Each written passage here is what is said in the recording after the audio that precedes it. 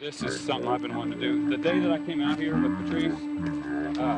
Oh, Rick, this was the movie y'all saw on your honeymoon, right? The swing was right here. But we got permission to try.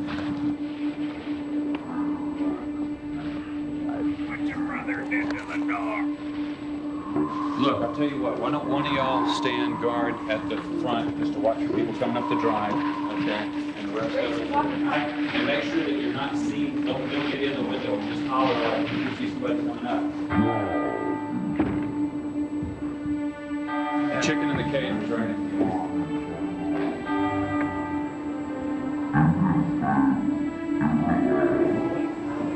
This is where the dinner sequence is.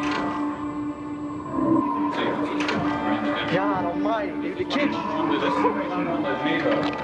My God, we're in the kitchen. Where the meat was, the deep freezes was that you put the Kurt's body in or whatever. That's where she jumps out.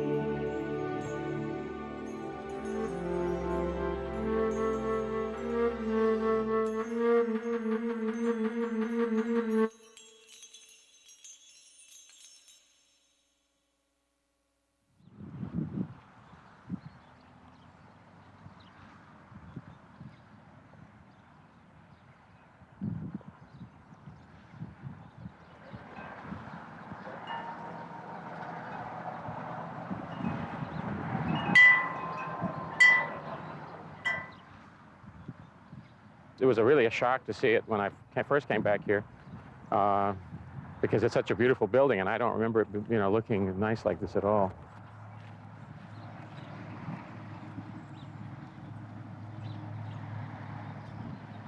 This is the door we cut down, or I cut down. And originally, when we cut this, we had to put a sacrificial door on, because the owners didn't want us to cut the original door. But I missed at one point and cut. So in the building when we left, there was a big gash here from the chainsaw carving into the door frame. And when we came in, we were so afraid that I was going to miss my cue. When I came in the door, Danny Pearl was on the floor here, filming up. And that's why there's this sort of goofy moment in the filming where Leatherface sort of does this strange little jump. It's because Danny jumped up off the floor and ran out of the room while we were doing the scene, because I guess it was so scary having me kick in the door. So that sort of distracted me, and then I ran up. And if you look up this way, this is the window that Marilyn ran out of, or jumped out of. And as I remember at the time, these stairs, I think, were just straight. I don't remember that they curved when she dove out the window there. Yeah, this is the hall where I carried Terry McMinn down. We brought Terry down this way. And then right about here was the wall with the sliding door where Bill Vale was killed, then thrown into the corner over here. And this is where I then carried Terry into the kitchen. I know that kitchen is all new, so we can go this way. This was the original dining room. This is where the lamp here was. We had Marilyn tied here to the armchair right here. And this is about where we were feeding Grandpa. And then the dining table ran this way. And Marilyn sat right about where that window is. And the dining room table was centered in this area here. And that dining scene was taken, we shot that during the day, and it was supposed to look like it was at night. Hey, Grandpa! We're gonna let you have this one! It was sort of funny to come back and see it and see that people were eating their meals and, having this sort of peaceful time. And there was a moment when we were in here having dinner 6 months ago. We were eating right here, suddenly realizing that I was sitting right where the cook had been sitting during the movie, and then Alan Danziger who had played a victim, of course, and apparently in the movie was being served up at that point, was sitting here, and then in fact he was sitting where Leatherface had been sitting. So it was kind of neat to come back and see this in a sort of sane way after the insanity of making the movie. It's kind of strange now to look out the window and realize that the barn isn't there, because I keep thinking we're still on Quick Hill, but obviously we're, 100 miles away.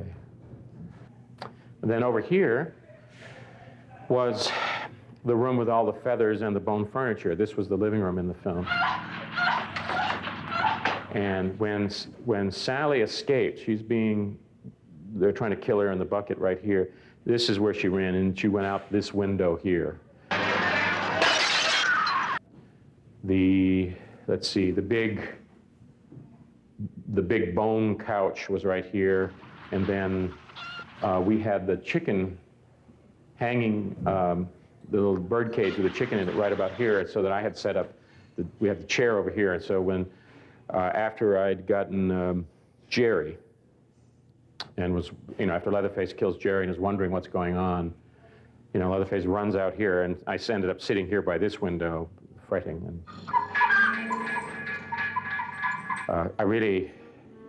this was a smelly room